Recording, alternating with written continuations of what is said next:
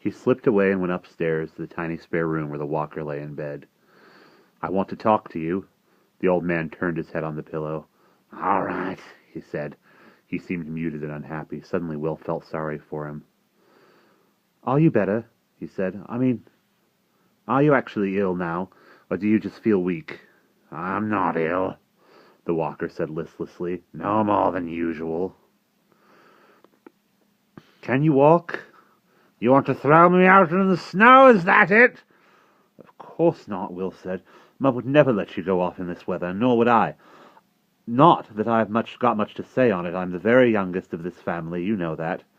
"You are an old one," the walker said, looking at him with dislike. "Well, that's different." "It's not different at all. Just means there's no point talking about yourself to me as if you were just a little kid in a family. I know better," Will said. "You were the guardian of one of the great signs. I don't see why you should seem to hate us." "I did what I was made to do," the old man said. "You took me, you picked me out." His brows creased as though he were trying to remember something from a long time ago. Then he grew vague again. "I was made to." "Well, look, I don't want to make you do anything, but there's one thing we all have to do. The snow's getting so bad that everyone in the village is going to live at the manor, like a kind of hostel, because it'll be safer and warmer." He felt as he talked that the walker might know what was going on, or what he was going to say already, but it was impossible to get inside the old man's mind. Whenever he tried, he found himself floundering, as if he had broken into the stuffing of a cushion. "The doctor will be there too," he said. "If you were to let everyone feel you needed to be somewhere with a doctor, we could all go to the manor." "You mean you aren't going otherwise?" The walker squinted suspiciously at him. "My father won't let us, but we have to. It's safer." "I won't go either," the walker said. He turned his head away. "Go away, leave me be," Will said softly, warningly in the old speech. "The dark will come for you." There was a pause, and very slowly the walker turned his shaggy gray head back again, and Will flinched in horror as he saw the face. For just a moment its history was naked upon it. There were bottomless depths of pain and terror in the eyes. The lines of black experience were carved clear and terrible. This man had known somewhere such a fearful dread and anguish that nothing could really ever touch him again. His eyes were wide for the first time, stretched open, with his knowledge of horror looking out. The walker said emptily, "The dark has already come for me." Will took a deep breath. "But now the circle of light comes," he said. He pulled off the belt with the signs and held it before the walker. The old man flinched away, screwing up his face, whimpering like a frightened animal. Will felt sickened, but there was no hope for it. He brought the signs closer and closer to the twisted old face until, like a piece of breaking wire, the walker's self-control snapped. He shrieked and began to babble and thrash about, screaming for help. Will ran outside and called for his father, and half the family came running. "I think he's having some sort of fit. Awful. Shouldn't we get to Dr. Armstrong at the manor, Dad?" Mr. Stanton said doubtfully. "We could get the doctor to come here, perhaps."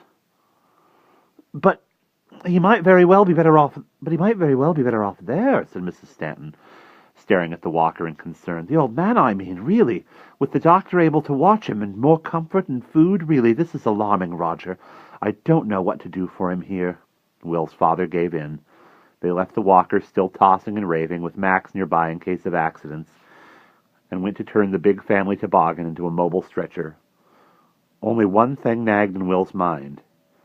It had to be his imagining, but the moment when the walker had cracked at the sight of the great signs and become a mad old man once more, he thought he saw a flash of triumph in the flickering eyes.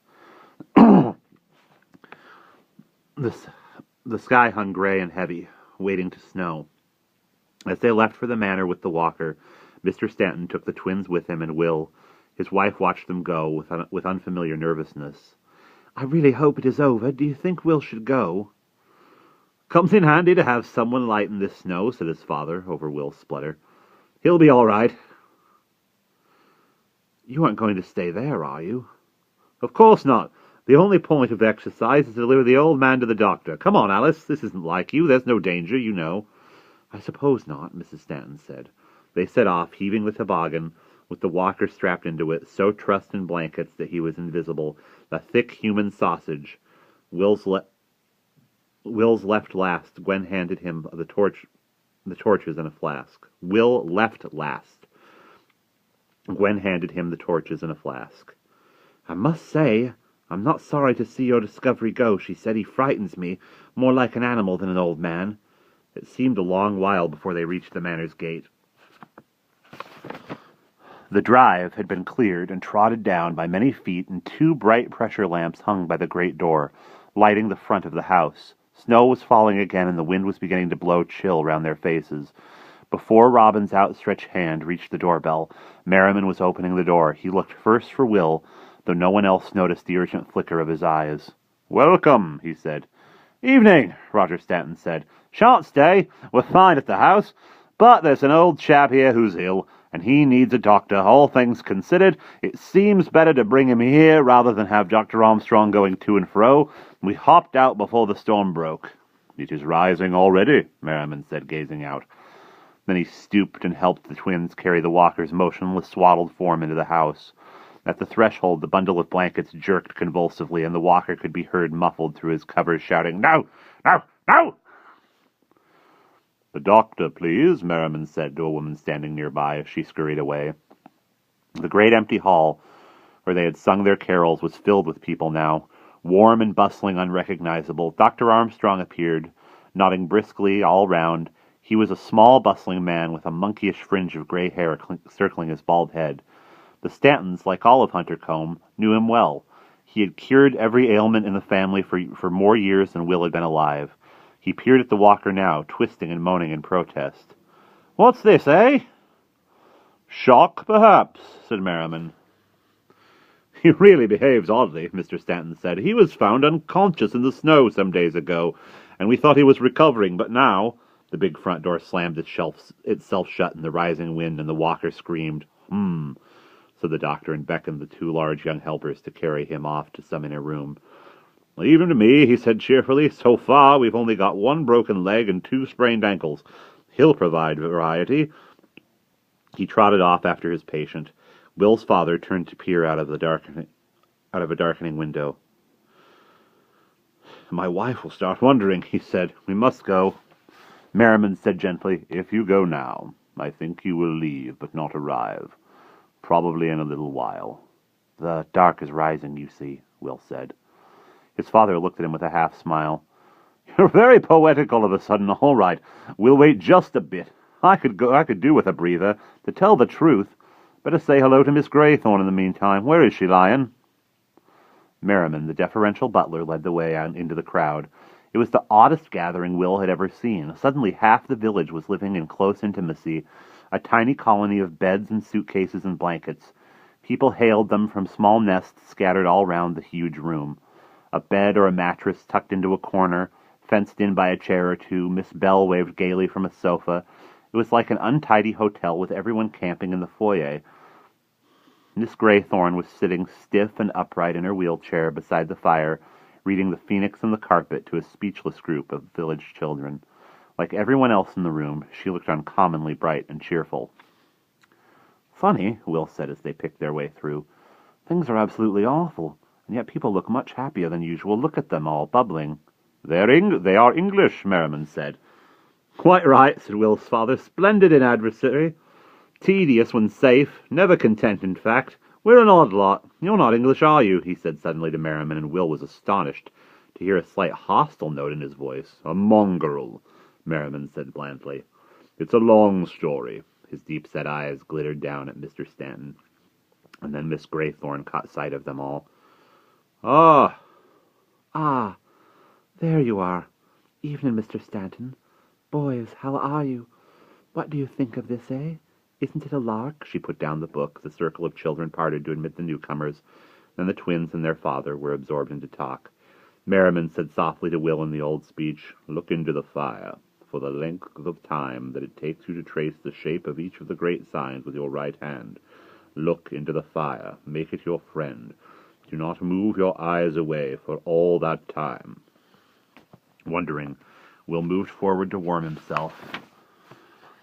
and did as he was told. Staring at the leaping flames of the enormous log fire in the hearth, he ran his fingers gently over the sign of iron, the sign of bronze, the sign of wood, the sign of stone. He spoke to the fire, not as he had done long ago when challenged to put it out, but as an old one, out of Gramarye.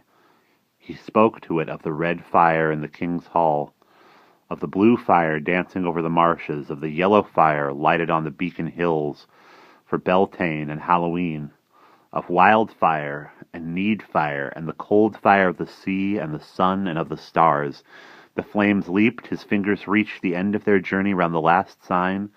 He looked up, and he saw not the genial muddle of collected villagers in a tall paneled modern room lit by electric standard lamps, but the great candle-shadowed stone hall with its tapestry hangings and high vaulted roof, that he had seen once before, a world ago. He looked up from the log fire that was the same fire, but blazing now in a different hearth. He saw as before, out of the past, the two heavy carved chairs, one on either side of the fireplace. In the chair on the right sat Merriman, cloaked, and in the chair on the left sat a figure whom he had not seen not a day before, lying on a bier, as if dead. He bent quickly and knelt at the old lady's feet. "Madam," he said. She touched his hair gently. "Will." I am sorry for breaking the circle that first time," he said. "Are you well now?" "Everything is well," she said in her soft, clear voice, "and will be if we can win the last battle for the signs. What must I do? Break the power of the cold, stop the snow and cold and frost, release this country from the hold of the dark, all with the next of the circle, the sign of fire." Will looked at her helplessly. "But I haven't got it. I don't know how." "One sign of fire you have with you already. The other waits. In its winning you will break the cold, but before that our own circle of flame must be completed. That is an echo of the sign. And to do that, you must take power away from the dark." She pointed to the great wrought iron ring of candlesticks on the table, the circle quartered by a cross. As she raised her arm, the light glinted on the rose ring in her hand. The outer ring of candles was complete, 12 white columns burning exactly as they had when Will was last in the hall, but the cross arms stood empty-socketed, 9 holes gaped. Will stared at them unhappily. This part of his quest left him in despair. 9 great enchanted candles, to come out of nowhere, power to be seized from the dark, a sign that he had already without knowing it, another that he must find without knowing where or how. "Have courage," the old lady said. Her voice was faint and tired. When Will looked at her, he saw that she herself seemed to faint in outline, as if she were no more than a shadow. He reached out his hand in concern, but she drew back her arm. "Not yet. There is another kind of work to be done yet, too. You see how the candles burn, Will?" Her voice dwindled, then rallied. "They will show you." He looked at the brilliant candle flames. The tall ring of light held his eyes. As he looked, he felt a strange jolting sensation, as if his whole world had shuddered. He looked up, and he saw